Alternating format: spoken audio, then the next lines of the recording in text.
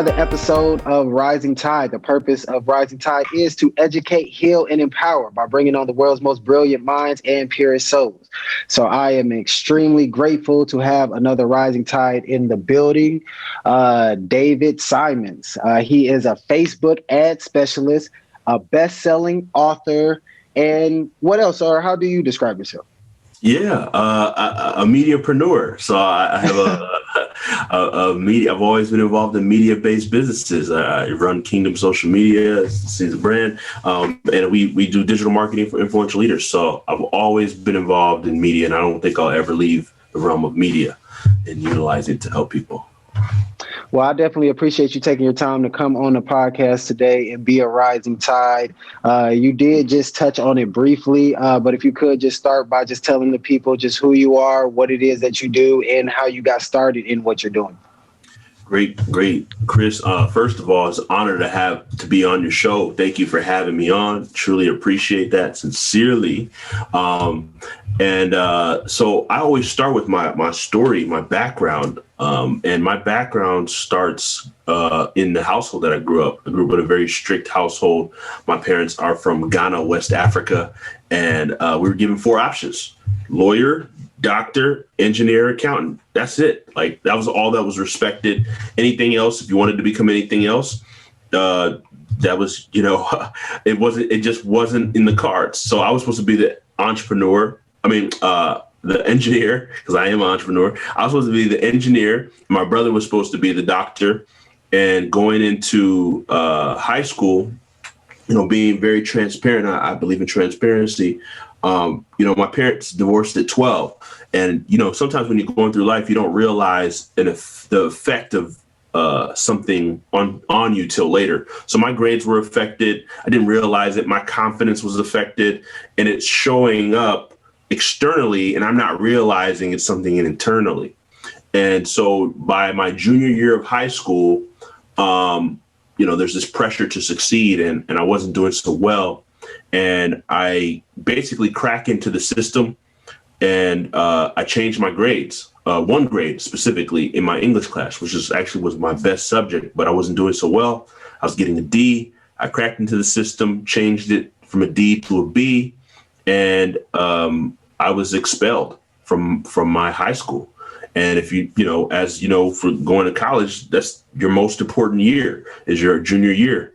And so I failed that.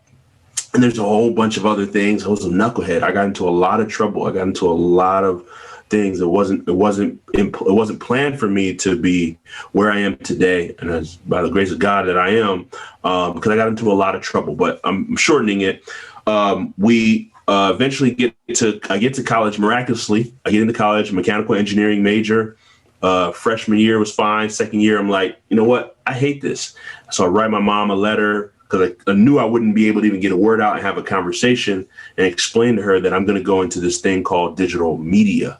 And this is 2005, 2006. Nobody even knows what that word is.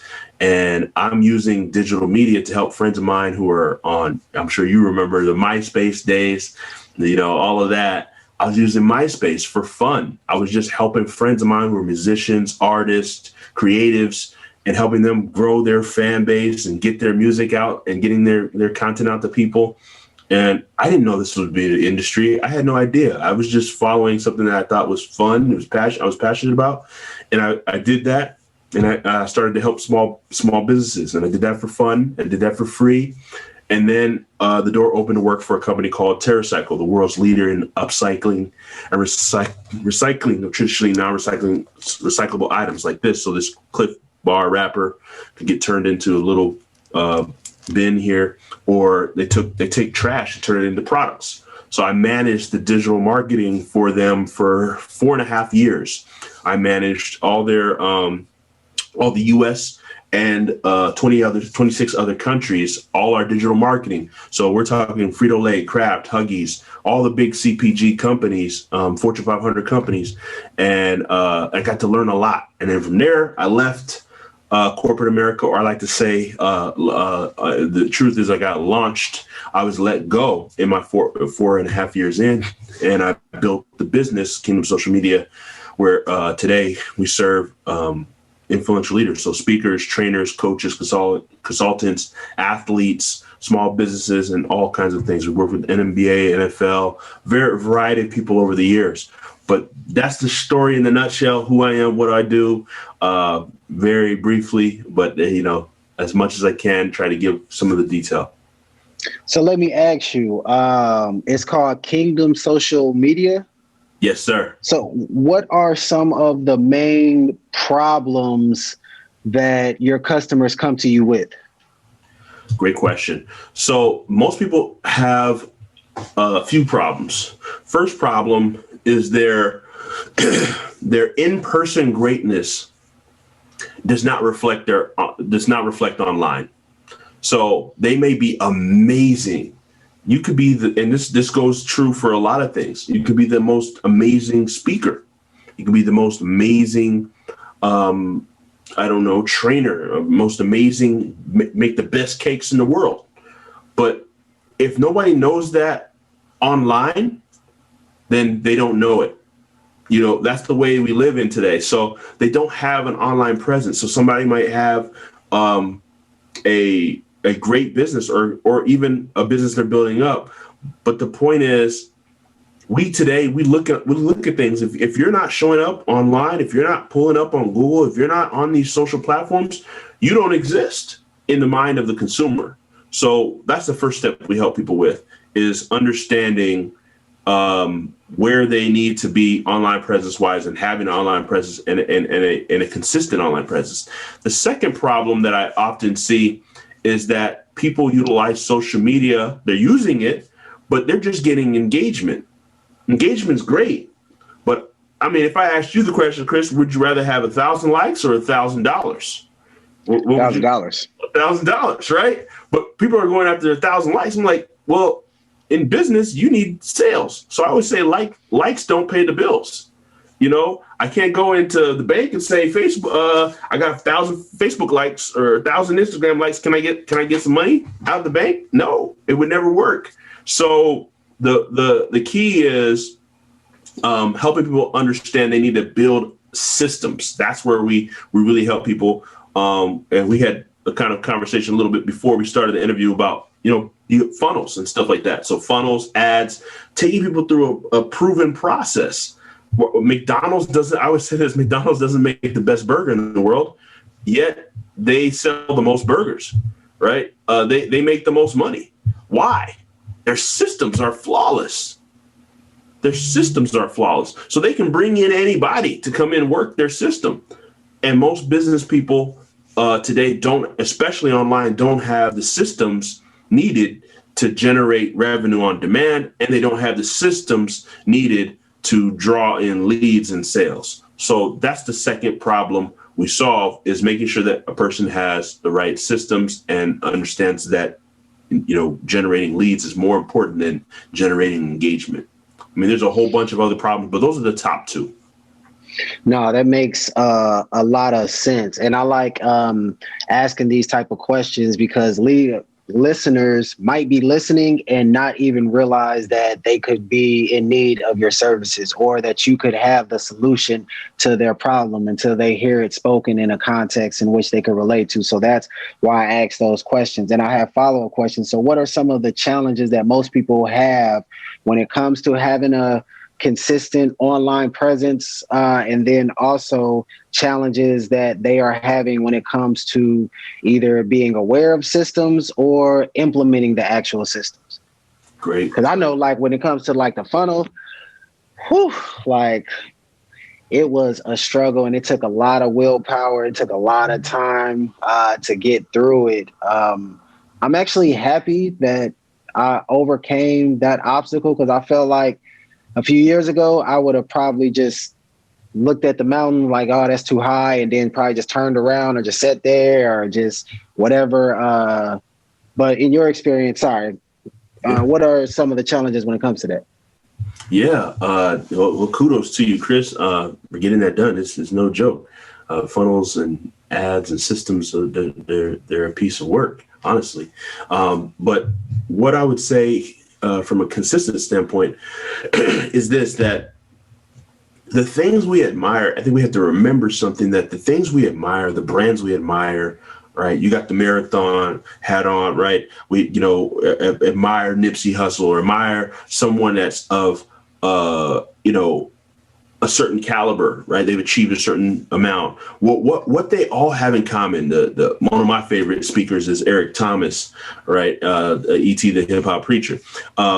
What they all have in common is their consistency, and it's a maniacal consistency. It's meaning like I also watch Shark Tank, right? So Shark Tank comes on at 9 on Fridays. And it has for the last 10 or 12, 11 seasons they're on now. When you watch Shark Tank, it's the same formula every single time it comes on. You present, okay, we have now coming into the tank, we have these entrepreneurs seeking to get an investment, right? I can almost spitball the exact phrase, right? They come in with the same thing. The judges or the investors, the sharks, they look at the business and examine things. Now, that level of consistency is what draws people to a show. It's the same level of consistency that draws people to a Nipsey Hussle, Eric Thomas, a Beyonce, whoever. Their consistency, we're drawn to that. So if we can learn that lesson in our presence online, that it really boils down to a consistent presence, whether you do, and you can choose whether it's going to be a podcast, whether it's going to be a social media, a site, Facebook, a LinkedIn, a Twitter, Instagram, whatever it is, you can choose and pick your consistency, because I always say this, it's better to be consistently good than inconsistently great. It's better to be consistently good than inconsistently great, because what happens is when you have this amazing content one day and then all of a sudden for 2 weeks we don't see you, that's worse than having, hey, this is good. It's not the greatest content, but we're consistent. You're going to dominate and beat the person that doesn't.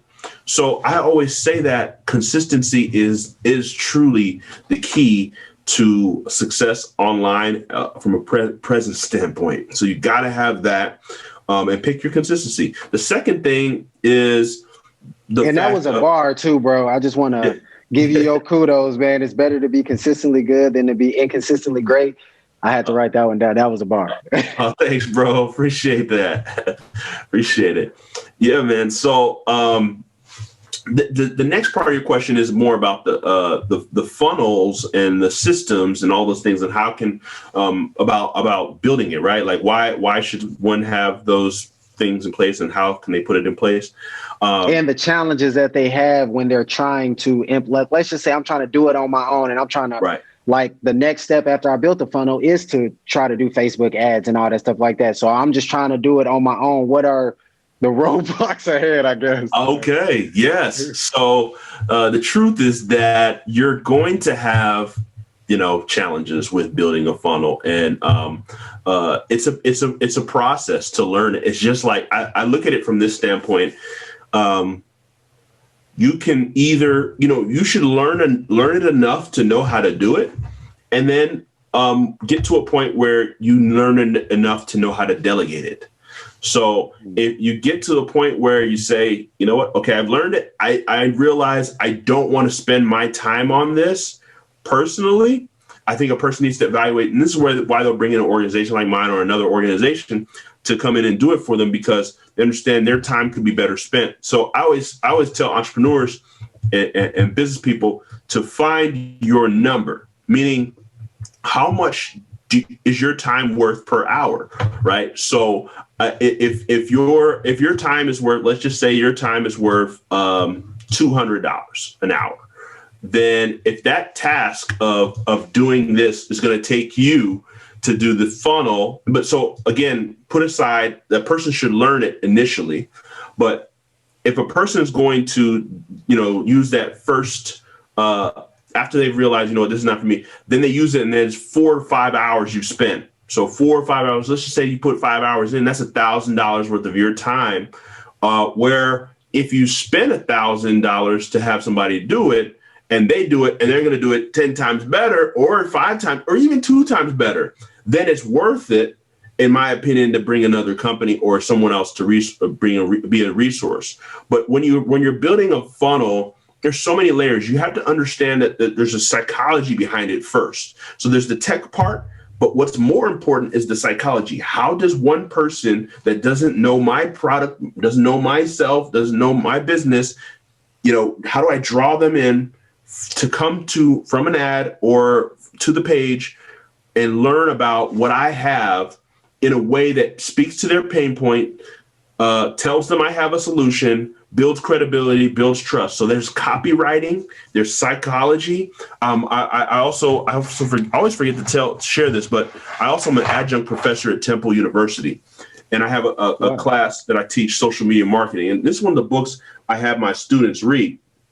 It's called The Choice Factory by Richard Shotton. And there's 25 behavioral biases that influence how we buy, right? And there's probably more, but the book talks about many of them. One of them is, we social proof, right? So, I've seen this, why this person does this or why this person does that. There's the pain of payment, right? So, we can go on and on. I can go on and on about that, all that kind of stuff, but the pain of payment, right? So that's why Amazon is so successful. They understood and studied the pain of payment. That's why if you go to Amazon, they make sure your information is saved. And they were like the first ones to do it. One-click sale, you have your thing. You don't even see the money. You don't even think about it. You're just purchased and it goes through because they understand if you see the money, if you have cash and you're going to buy something, you feel it. But when you're using a card and it's seamless, it uses your Apple Pay, you're using your funnel. This is why funnels are good too, because you put your information in and everything goes seamless. So one thing they got to do is just keep clicking the next little button. Exactly. Wow. So psychology is a big part of it. So there's a lot of underlying factors that one has to understand with funnels and sales online. And then there are the technical pieces, right? Drag and drop. How do I put this? Where should I put this? Where's the placement? Copywriting. What's the text that should go in the header? What's the text that should go in here in the body to convert somebody? So there's that component, right? So once you got all that done, the challenges of building the funnel, there's a technical piece. So you have to go through, and I recommend ClickFunnels out of all the different ones. There's a lot of different software out there. ClickFunnels, in my opinion, is the best. They have they just have a really clear roadmap for you through the whole process. Second thing is the ads, right? So you've got to draw people. And the truth is right now, the best advertising opportunity online or offline is Facebook/Instagram advertising. Why? There's a couple of reasons. You have over 600 targeting options with Facebook and Instagram ads. It is scary. But the way that they can target and pinpoint a person, you can't do that in any other format. They know when you're likely to move. They know when you just got engaged. They know when you have you're a high spender or you click on certain things. They know whether you click and open things. They know how long you view something. It's crazy. The data they have, it's scary from a consumer standpoint, but it's amazing from a marketing standpoint. And so I always share with people that alone should be a reason why you use it. Secondly, it's cheaper than any other method when you break it down. So the cost to reach, I'll just give a few examples. The cost to reach people on radio, if you break it down, to reach 1,000 people would cost you about $32 to reach 1,000 people. TV would cost you about $16 or so. And so on goes, the list drops down. So so if you think about it, to reach 1,000 people would cost you that much. To reach 1,000 people on Facebook is 25 cents when you break the math all the way down. Now, what does reach mean? Reach is equivalent to somebody knocking on doors. So if I knocked on 1,000 doors, and there are services and companies out there, if you were to knock on 1,000 doors, you would pay a lot more than 25 cents. You were paying at least $500 to $1,000 to get your mess. Probably way more than that. I'm probably undervaluing it. But that's the point of what I'm trying to showcase is when people understand, Facebook is so expensive. Well, try knocking on 1,000 doors yourself. Try a TV ad. Try a radio ad. When you think about it, and then they're not able to target as well either. You can now target specifically to who you want, wherever they are, in a fashion that will get your ideal target market in front of you. So that's the key there. When they're saying Facebook marketing, and not to cut you off, please remember your point. Yeah. When they say on Facebook ads are too expensive, what are they saying? Like on average, how much are people spending for a new person or whatever? How much would you suggest would be the starting, like no less than a certain amount, but also probably no more than this amount starting out? Great question. So when you're starting out, I mean, there's so many philosophies to this, but honestly, $500 a month is what I would very bare minimum. Why? It's a system. So what people understand about Facebook ads, it's a system that operates. So you can start off with like $10 a day, but when you understand the system is going to work and get better and improve, the more you use it. 70% of Facebook advertising is understanding how Facebook's ad system works and not disrupting the giant. 30% is the technical know-how of the advertising components. So most people get it twisted. When you're saying not disrupting the giant, sorry, I'm just trying to make sure I'm keeping up. You're talking about the algorithm that people will be talking about, like when algorithm changes? Okay. Yes. For example, a small one, but it makes a big difference. A person's ad account. Make sure that you, as best as possible, you don't get ads rejected. Facebook literally has a system that recognizes how many ads a person's got rejected. And obviously certain things you can't control, but do your best not to get ads rejected because it plays into how much your ads will be shown. Another example, don't launch an ad at night. Their system operates best in the way their system works is you set up your ads in the morning. Monday mornings are a better time to launch an ad than say a Sunday night, and that, believe it or not, that has an impact on your ad. Disrupting and making changes. So if somebody says, "Oh, this ad is working amazing. I'm spending $20 a day. I'm going to move it to $50 a day." You make a quick shift and you say, "I want to move it to $50 a day." You just as simple common sense would say, normal logic would say, "Okay, I'm going to increase the spend. I'm going to get more leads or more sales if I double my spend immediately." But Facebook's system works if you don't adhere to like a 20 to 25% increase, meaning 20 to 25% of your ad spend. So if you're spending $20 a day, you don't want to increase it too much. You want to increase it gradually, slowly by a certain percentage. Otherwise, you're disrupting, again, when I'm talking about disrupting the giant, their system, it doesn't work like that. It looks like, okay, this person's must be trying to game the system. That's why they're and that, I know that sounds contrary because you think Facebook will want more money. Yes, they want more money, but they want things done according to their system. So when you spend and I've seen it happen, people just ramp up their spend, their ad doesn't do as well. You've got to be cautious how you do that. So, it's a very delicate system, and when you understand that, it helps you to flourish. No, that's powerful. So tell me some of like, how did you? I know you kind of got into it a little bit in the beginning, but when it comes to like the Facebook ads and everything, how did you acquire the massive knowledge that you have today? What are some of the challenges? Did you ever question whether, this was a route for you or like, why am I doing this and all that stuff like that? What was like when they say it's like darkest before the dawn? What was like that moment for you? Man, great question, Chris. So there's a couple moments. I've always been a marketer. I feel like from a kid to today, I mean, I've had lemonade stands. I had a record label in high school.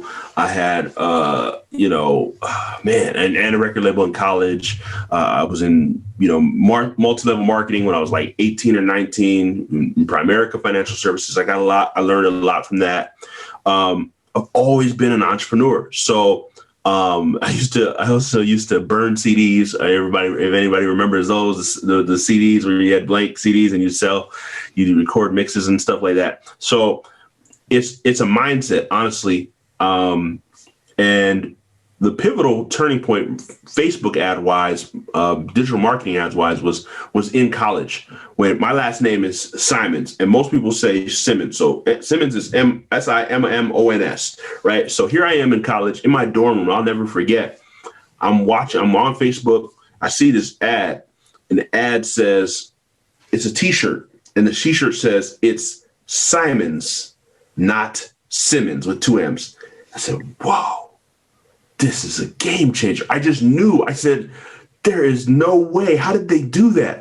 So the ad came to me, right, with my last name. And then in the bottom, I could see all the likes, This is not allowed anymore. Facebook caught on to this, but on the bottom, all these people that had the last name Simons had liked the post and shared and said, I didn't buy a shirt. I wish I did. But the point is, I knew right then and there, this system is out of this world and I need to be a part of it. So from then on, I just increased my knowledge about Facebook. And I can say, honestly, initially, I was more on the social media marketing side as a whole. And then I really, really got dove into ads more 2014, 2015, 2016, invested into different programs, spent tens of thousands of dollars to learn this myself. So I've been trained by some of the greatest advertisers in the game. I started off with a guy named Mark. I forgot his last name. Paul Xavier and Mark Ford. They were really instrumental in my development. Now I work with, I'm a part of Billie Jean's programs. I'm a part of Cat Howell. Some of these people are the top advertisers in the world. So I believe in, aligning myself, and I believe anyone should. You want to get poured into by the best so you can become the best as possible. That was. So I would like to also, and again, not to cut you off, but it's tied to what you were just saying. So please remember your point, what you're about to say. But I also like to ask the people that come on here that question. You kind of vaguely answered it, but more specifically, if you could quantify it, how much would you say you've actually spent in your personal development over the years? Whoa, that's a tough question. I'd say, man, I spent a lot on that stuff. And it don't got to be an exact number, just like a figure. Okay. Well, I can say, and this is not my whole life, probably the last 6 years, at least 50,000. At least. Because I noticed that, and I had struggled with this for the majority of my life. Thank God the last few years it has shifted. But I would always try to get information for free. I would always just try to either download torrents or do all these other stuff for free. And it's something different when you actually pay and when you're actually investing your money and putting your own thing into it. It's like a different feeling. You take the information more serious, you process it a little bit more. So can you talk to the people a little bit on why you invest so much in yourself? Time, energy, and money? Absolutely. Well, the principle is this: when you're you're invested. When you pay attention. And there's so much more that comes from it, because you're psychologically, money is, I believe time is way more infinitely valuable than money, but your time, you think about $1,000 or whatever it is, that accumulates to the time you spent to get that. So you're investing your time, your energy, your money, your resource, and what happens is you psychologically, it's going to settle with you that, okay, wow, I've put this in, I better get this out, right? Like I'm putting this in, just like the stock market. I'm putting it in. I'm expecting it out. So, and it's just, I believe in the principle of seed, time, and harvest, right? So it's when you put a seed in the ground, you give it time, and then you get a harvest. So that money's going to come back to me. It may not come back to me how maybe instantly, but it will come back to me, and it usually brings friends, right? So here's the other part I've learned is that when you invest at a certain level, you can charge at that level. Because that's another bar. You know, when you I can easily charge somebody $5,000 because I've easily paid $5,000 for, you know, I can charge high level amounts, and some people consider, you know, high level 10, 20. So depending on their level, right? So whatever you've invested, you can charge that amount because you've already paid that amount. You feel confident about it. You deserve to charge that amount. Right. So, and you feel internally, and I believe there's spiritual laws. Right. So if I can't get out what I didn't put in. Right. So if I've been able to do that for someone else, then I should feel comfortable for someone else to do that and come back to me. And I teach my students that all the time as well. You know, your value, you know, put the value on it that it deserves, but understand you had to invest to get that to that value. No, that's facts. And even my business coach, Donnie Wiggins, she says the exact same thing. So that kind of ties into what we had talked about earlier, where the importance of discovering your gift. So let's talk a little bit about that. Yeah. So as I mentioned, I was a knucklehead, man. I mean, we could spend a whole podcast just talking about all the stupid things that I did. I mean, I've made some terrible mistakes, but I don't have any regrets because they shaped me into the person I am today. Well, you wouldn't know just, you know, talking to me now that I was at 18 facing a felony charge, getting ready to almost be locked up for 6 years for something I didn't really understand. I didn't even know. It was just somebody give me a check. I thought I didn't know. And here I am. I'm finding myself in a holding cell, getting ready to do. And I just turned 18 6 days before. You know, so stupid decisions, stupid things that I made a part of my life, and your friendships, right? Who's around you, who you surround yourself, that has a big impact on your decisions. So I made some stupid mistakes, but one thing that I can say is that all of it has worked together to help me shape me into who I am today, and now that's given me a desire and a hunger to. I believe that when you've fallen into a ditch, it's your job to make sure other people don't fall into those same ditches. So I'm trying to go back and help young men and women, young people. Obviously, being a Black man, I'm partial to help young Black men and see them succeed as well. And so I'm constantly mentoring and I'm constantly pouring back out. And I said, you know, what's the biggest difference that one can make in their life? Or what's the biggest thing that could make a difference in one's life? And I believe it's understanding your gift. Your gift is a God-given thing that you didn't create it. You didn't decide to be, you know, whatever your gift is, you didn't decide it. It's already in you. It's like it's born with you. So, for example, one of my mentors passed away. Dr. Miles Monroe says the swim is in the fish, right? The bark is in the dog. It's that ingrained in you. You were born with it. And so I have a strong desire to see people operating in their gifts full out. And there's 3 phases that I believe are important to operating in one's gifts. The first part is discovering the gift. You got to discover what it is. You go through experimental things. You know, you try different things. You try sports, you try arts, you try marketing, whatever it is, just expose yourself. And I don't think as parents, young parents, people don't expose their kids to enough stuff. And I'm thankful that my parents did try to put different things. And that's what I would advise young people. Is if your parents didn't expose you, start exposing yourself to stuff.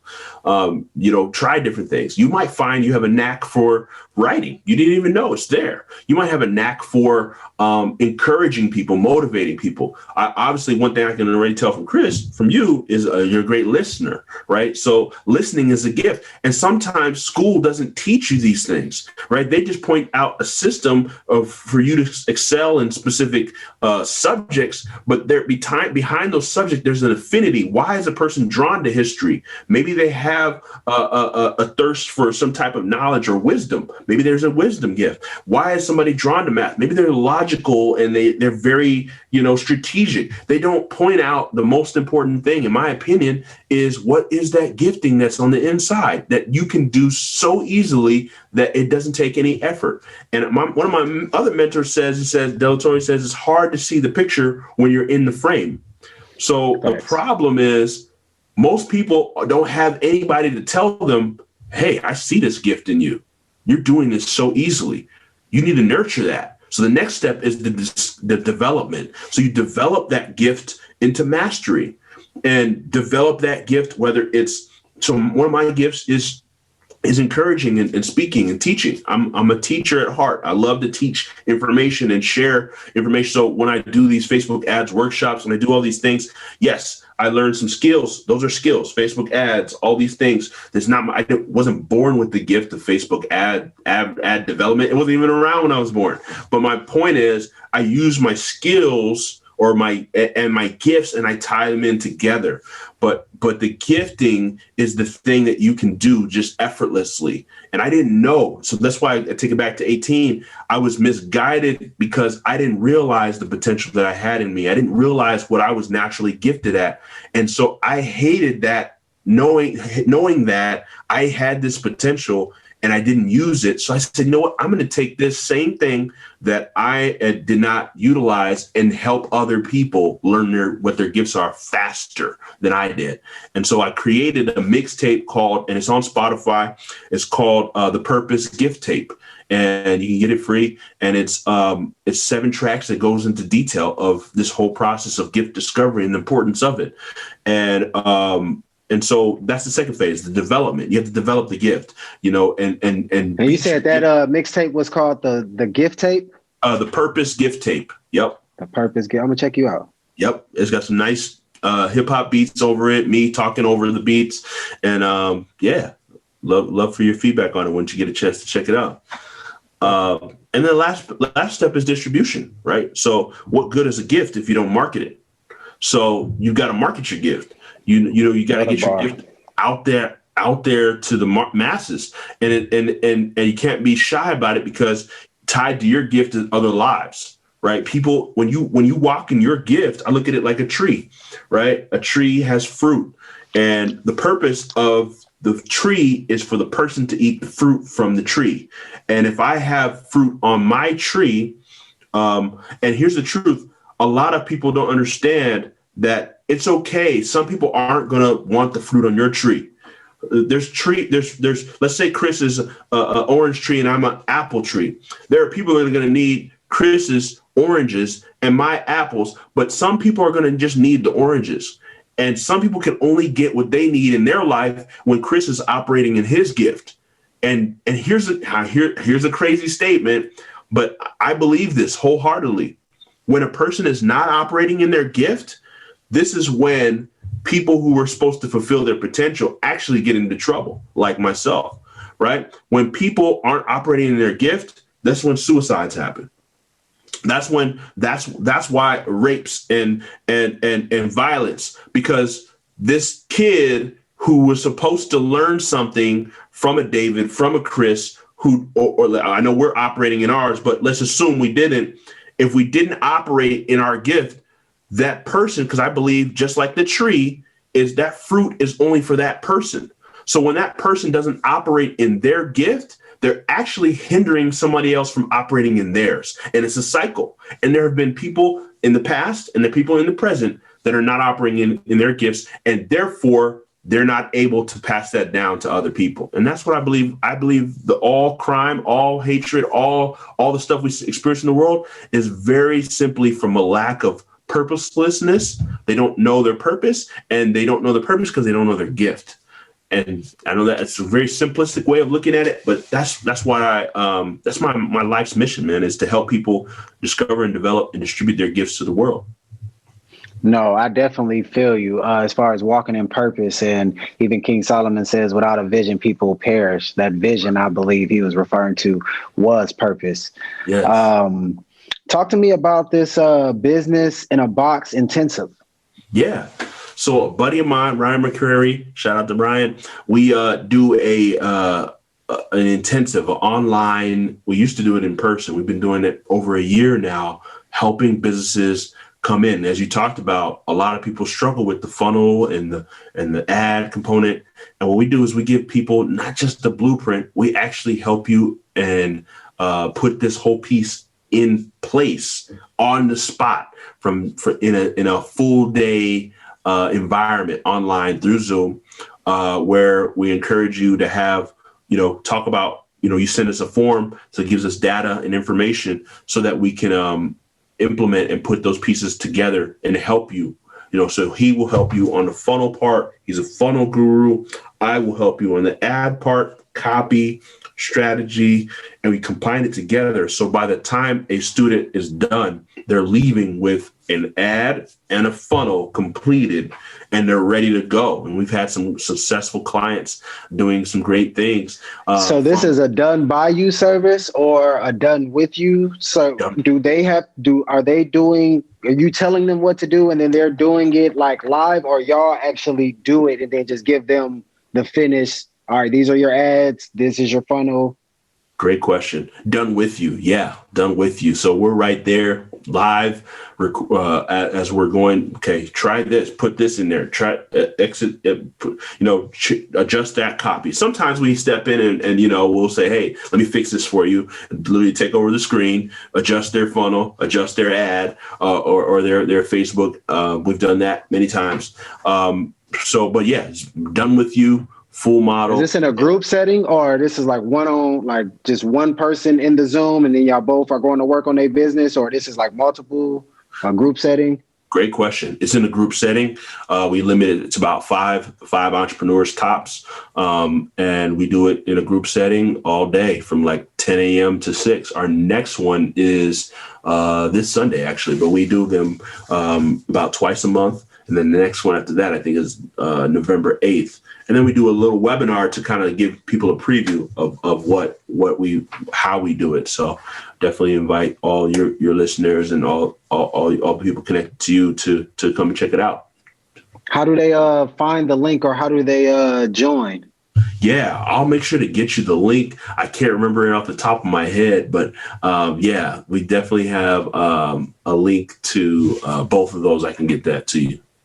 Okay, and so the listeners, whether you're watching this on YouTube or if you're listening to it on any of the audio podcast platforms, in the description below, the links will be there by the time this actually airs. But continue. Yeah, so we just realized that a lot of people don't have these pieces in place. And we said, you know what, how can we help them? In full transparency, the cost to work with my organization is not cheap. And same for Ryan. So we wanted to find a way to effectively provide value to people in a way that would they would learn it and also leave with something. A lot of times people go to trainings and stuff and they're still left clueless. And not only clueless, they're left without anything.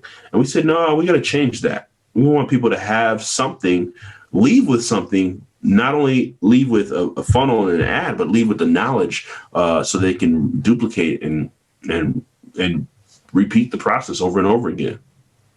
No, that's powerful. Talk to me about your social media toolkit. Yeah, so everything I create stems from a gap or a problem I see.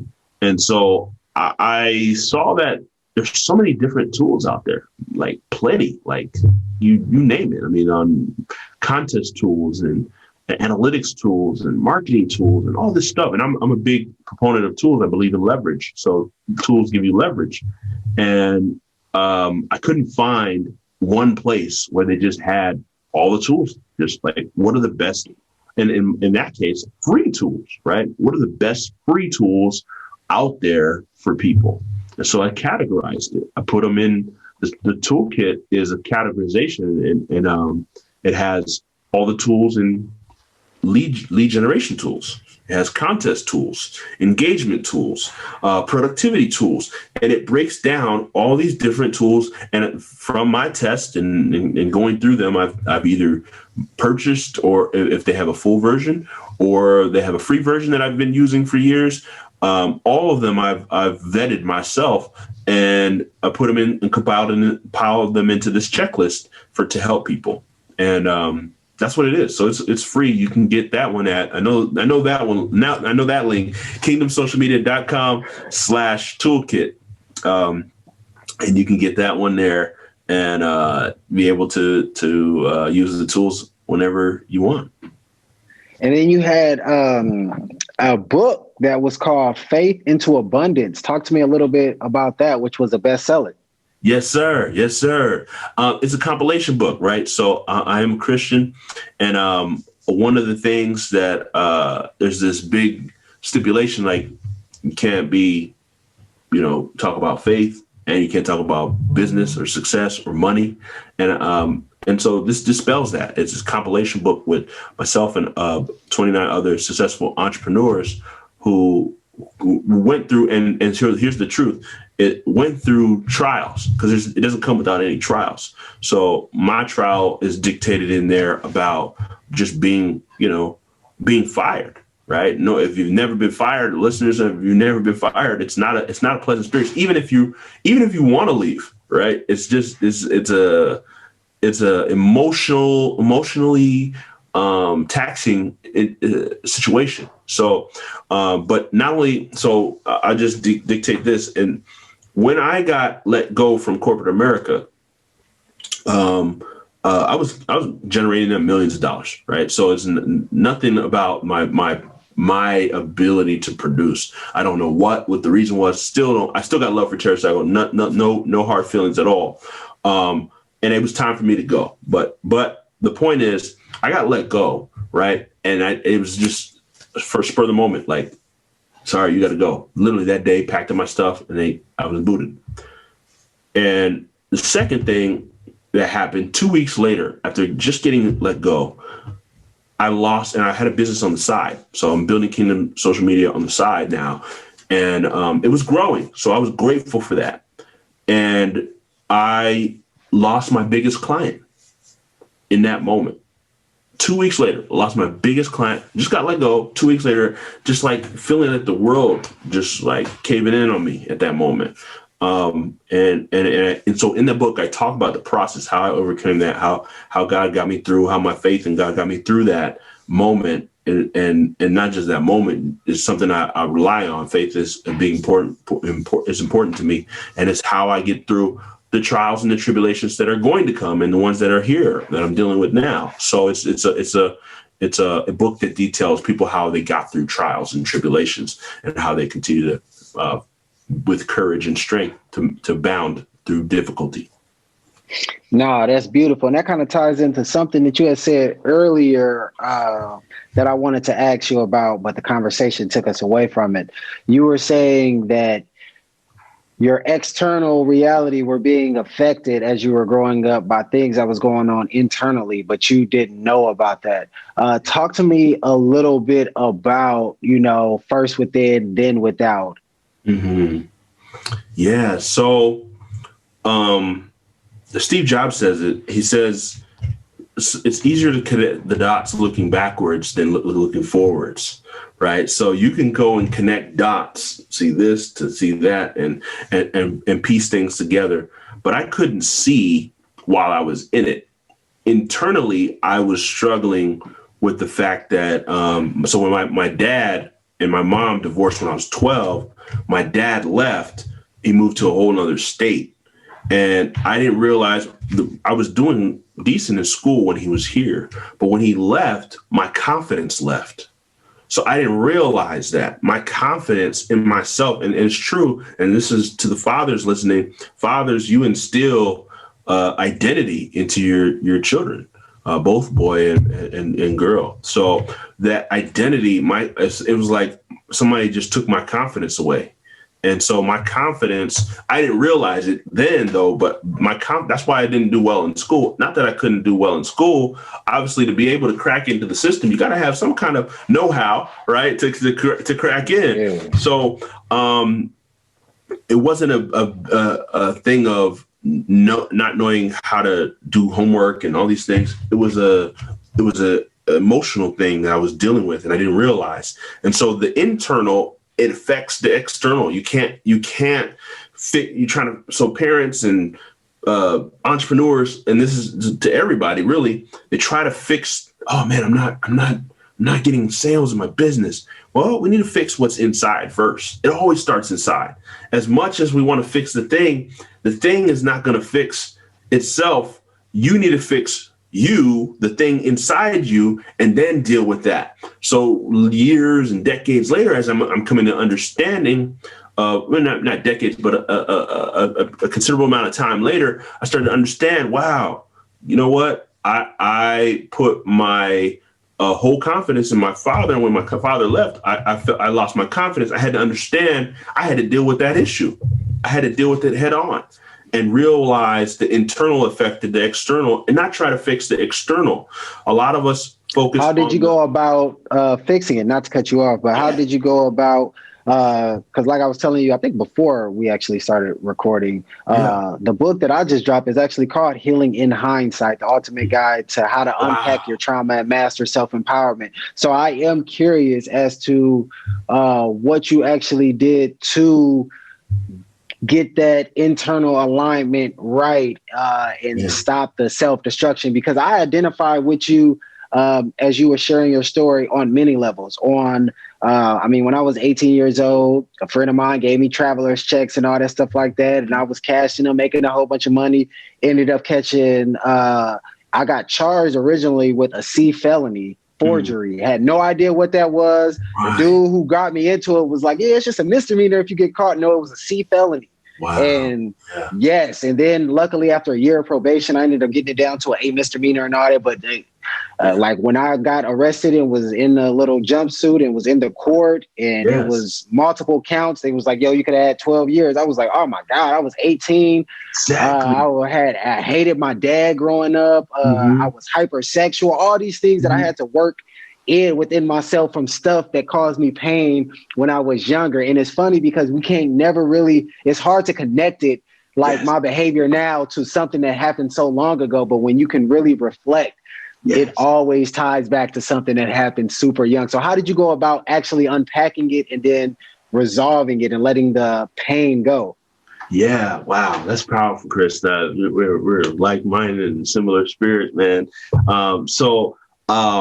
What I did was, I got into prayer. I prayed and I asked God to really help me. And I went on the retreat, literally a church retreat. I was in Sacramento and I went to this retreat and I had to learn a few lessons here at this retreat. I'll never forget. I was in this retreat for 3 days. 3 days. They called it an encounter.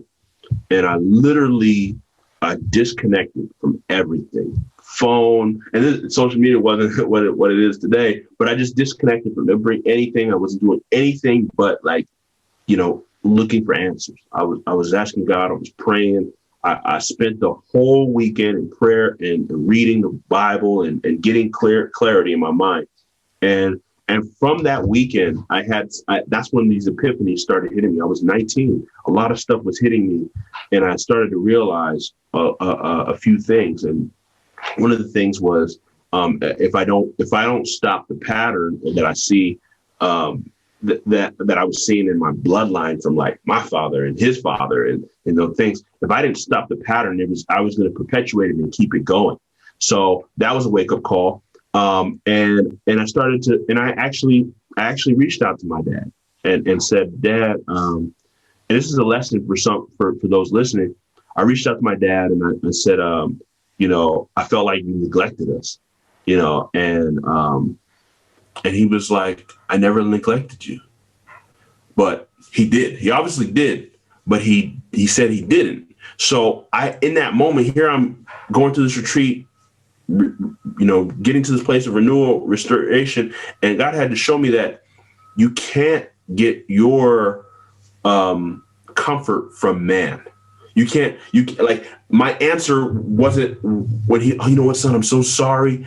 That's not where my answer can be. So this is what I had to learn, is that if we depend on a person or the thing before we feel fixed, or before the thing completes, then we're going to be depending on things that we can't change.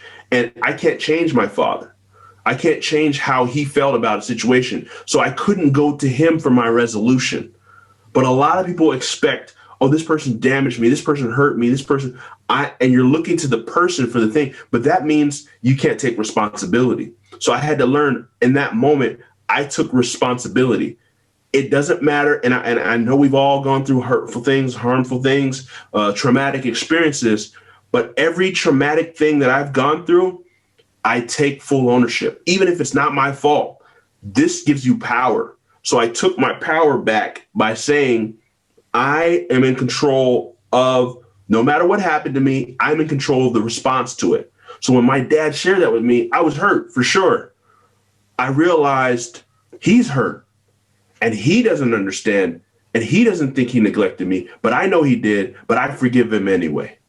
And I forgave him, and we have a good relationship today. And I had to realize that. So with that's with any relationship.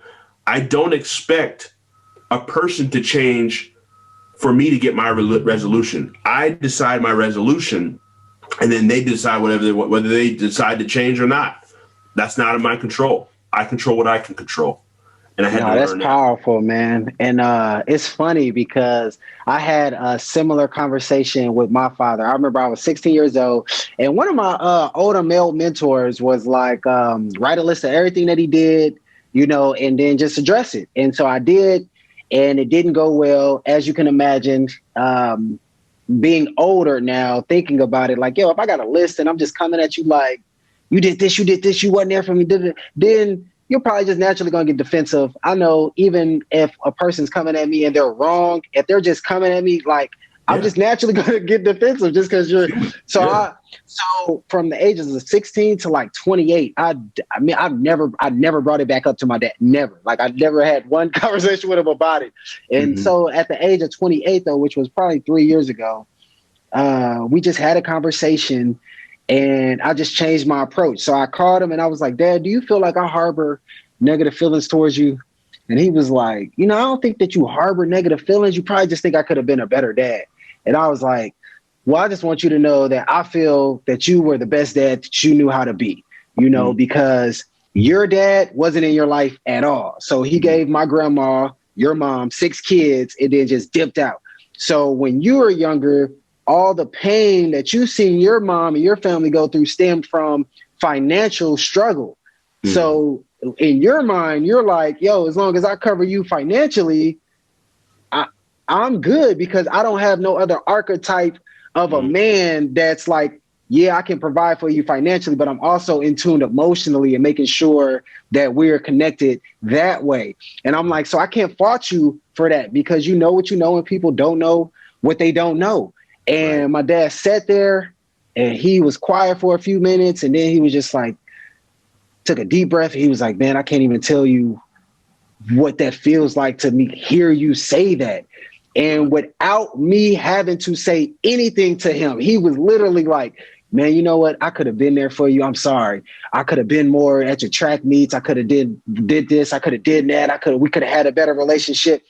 I didn't have to say anything, just completely changing the approach. And now when people see me and my dad, they would have never known that, it was a point in time where we only spoke once a year or whatever the case may be. Powerful. But that's just one of the main things that I can relate to you with when it comes to having to address something, because that was, and it also ties into what you were saying, where a lot of times we try to go for symptoms instead of cure, or symptoms instead of the cause or the source of something. Yes. And so I'm, being very hypersexual and I'm being very dismissive and I'm, you know, conduct disorder. So I got a problem with every authority, whether it's cops or whether it's people at jobs or whatever it is. And I'm not realizing that all this is really stemming from me feeling rejected from my dad. All right. So let's just address that. And all these other self-destructive tendencies will probably just fall away at the wayside. So I just wanted to, since you were being so transparent, just be there with you for the listeners and all that stuff like that. So you're not just out here naked, metaphorically speaking, alone.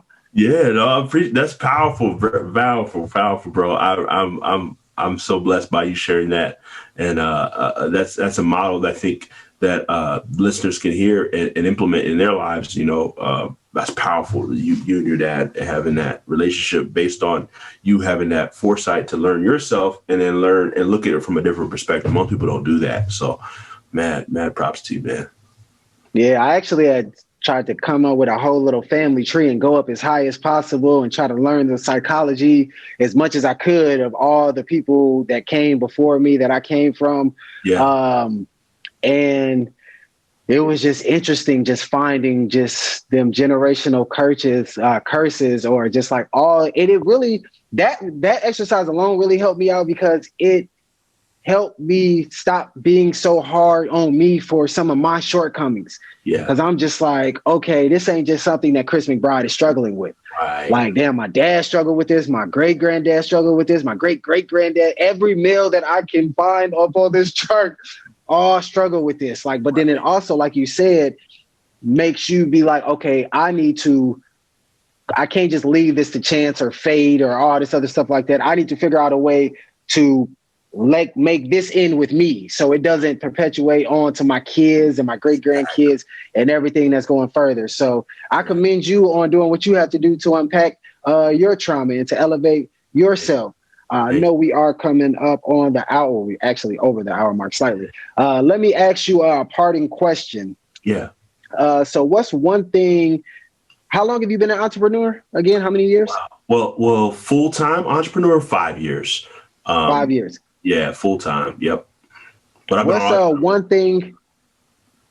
one thing that you know now as a 5-year vet in the game of entrepreneurship that had you would have known when you first started, it would have streamlined your process or made things smoother? And then I also want to know that I see you have a wedding ring. I would like to know the same thing in regards to marriage. What's one thing that you know now that had you would have known when you first got married, it would have made things smoother? Wow. Great questions.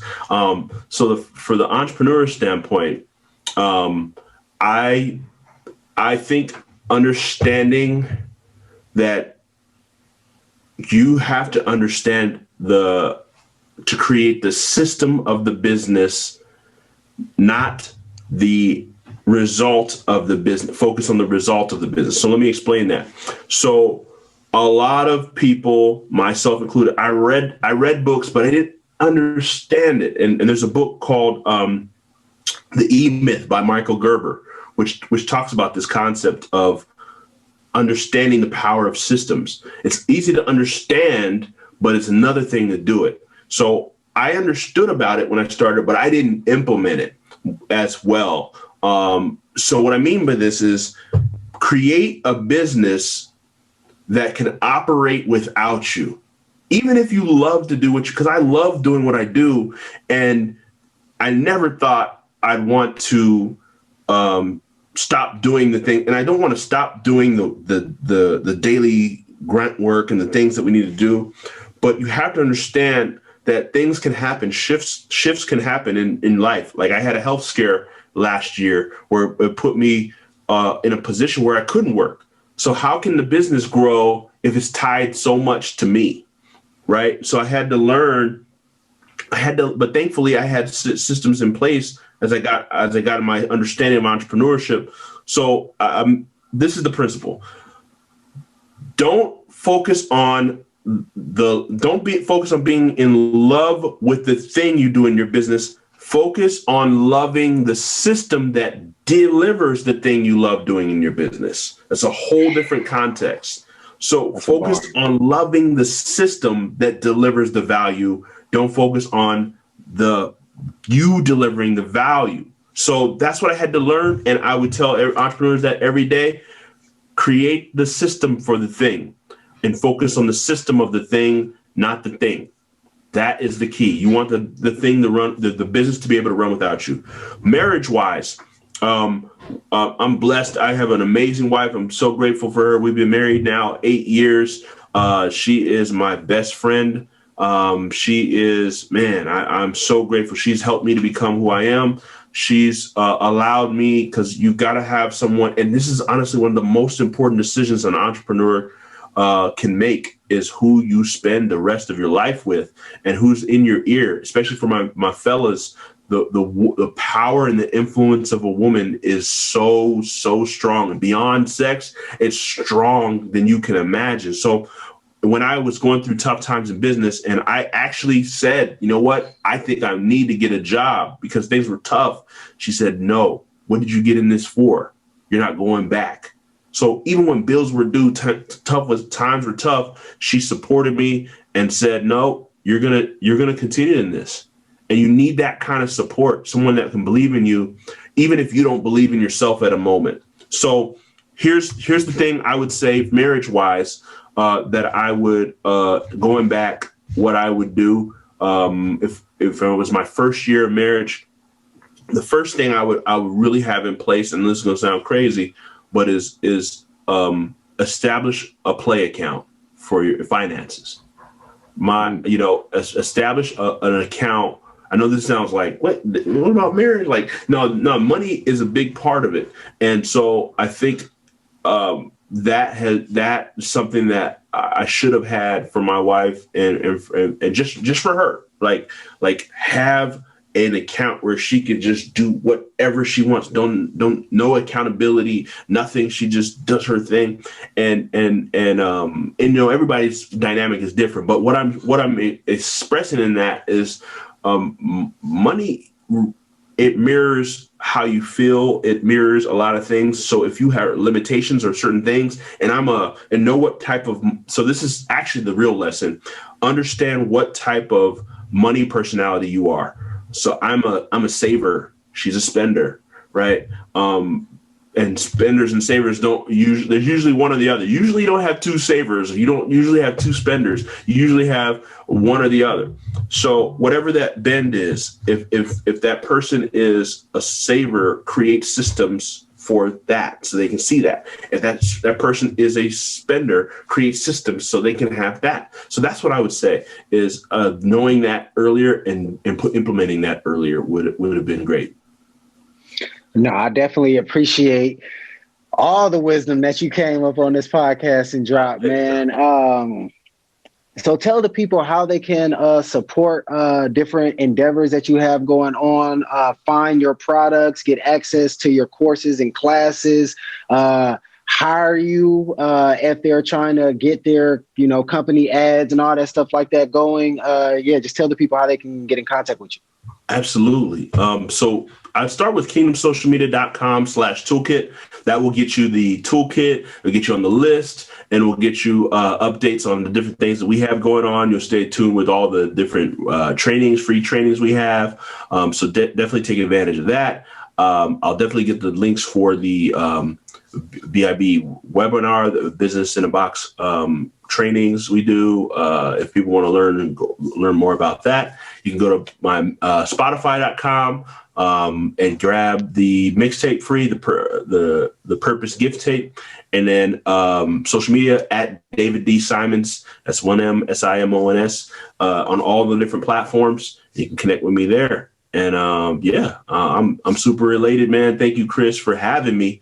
It's truly a blessing. I look forward to continue to build with you, man.